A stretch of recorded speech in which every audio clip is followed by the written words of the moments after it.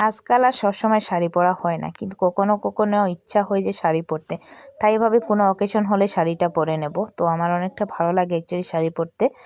তো সুন্দর একটা শাড়ি নতুন গোডরেজ থেকে বের করে পরে নিলাম, যেহেতু আজ Makar Sankranti. So hello everyone, good morning, welcome back to my বংশীবা ব্লগ চ্যানেল। সবাই কেমন আছো? আশা করি ভালো আছো। সবাইকে জানাই মকর সংক্রান্তি শুভেচ্ছা ও ভালোবাসা। বড়োদেরকে জানাই প্রণাম, ছোটোদেরকে জানাই বুক ভরা ভালোবাসা। তোমরা আমার ভালোবাসা নিও, আমাকে অনেক অনেক ভালোবাসা দিও। তো ফাইনালি দেখো আমি রেডি হয়ে পড়েছি। তো আমার এই শাড়িতে কেমন লাগছে প্লিজ তোমরা একটু কমেন্ট করে জানিও। তো তো শাড়িটা পরে আমার অনেকটা ভালো লাগছিল, জানি না তোমাদের কেমন লাগছিল। তো সকালের আশেপাশে কাজ সব কিছু কমপ্লিট।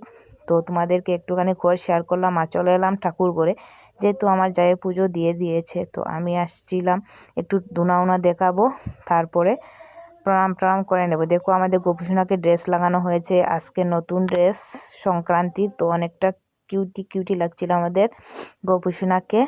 তো ঠাকুরঘর থেকে বেরিয়ে পড়লাম। ওখানে সবাইকে মকর সংক্রান্তি সোনামা কি বলছে শুনো।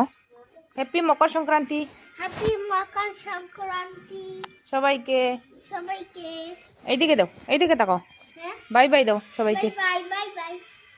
মকর সংক্রান্তি। আর তুমি চপ্পল খুলে নিয়েছো কেন? চপ্পল পরো। তো সোনার কাকু মিলে এখানে বসে ইয়ে করছে। বাইরের দিকটা দেখতে পাচ্ছ সূর্য মামা উঠে পড়েছে অনেকক্ষণ হলো। মা কি বলে শুনো।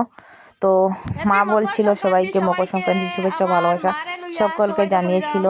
তো আজ মা দেখো স্নান টান করে সুন্দর করে শাড়ি টাড়ি পরে আমাদের সবার জন্য খাওয়া রেডি করেছিল মায়ে। তো আজ দেখো আমার জায়ে ফোন করছে ওর খালাতো বোনের সাথে কথা বলছে। তো এখানে আমার ননদ বানাচ্ছে মালপোয়া, যেহেতু সব কিছু বানানো হয়ে গেছিল, মালপোয়াগুলো বানানো হয়নি কালকে রাত্রেবেলা। আর দেখো কি দিয়ে সাজালো পুরো থালিটা। তো সবার জন্য এরকম থালি সুন্দর করে সাজিয়ে রেখেছে মা। তো যার যার মতো স্নান টান করে এসে সবাইকে ডাকলো মা খাওয়ার জন্য। তো মায়ে কালকে সুন্দর একটা মানে 10টা বাটি প্লেট কিনছিল। তো ওই নতুন প্লেটগুলোতে দিচ্ছিলো। তো মায়ে আমাকে একটা মালপোয়া খাইয়ে দিয়েছিল। খাওয়া দাওয়া করে চলে আসলাম রান্নাঘরে। তো কালকে রাত্রে রান্না কিছু করিনি মাছ, তো আজ ভাবলাম কিছু মাছ রান্না করি, যেহেতু খাওয়ার মতো কেউ নেই। তো 6 পিস মাছ উঠালাম, উঠিয়ে এখন রান্না করছি। ভেজে নিচ্ছি প্রথমে, ভেজে কী দিয়ে রান্না করবো সেটা তো ভাবছি। তো আলু দিয়ে আর ওলকপি দিয়ে একটা সবজি বানাবো। আর মূলা খাওয়ার খুবই ইচ্ছা হচ্ছে, মূলা বানাবো দেখি যদি টাইম হয়।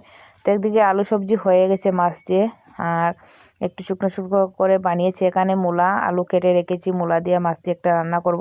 এদিকে চুঙ্গা পুড়ে নিয়ে এসে ঘরে রাখলাম। আর আজ ভাবছি মেওয়া উঠাবো। তো মেওয়া উঠানোর জন্য লেগে গেছি। তো মেওয়াটা উঠালে তোমাদের সাথে শেয়ার করব। তো ভিডিওটা কেমন লাগছে প্লিজ একটু কমেন্ট করে জানাবে।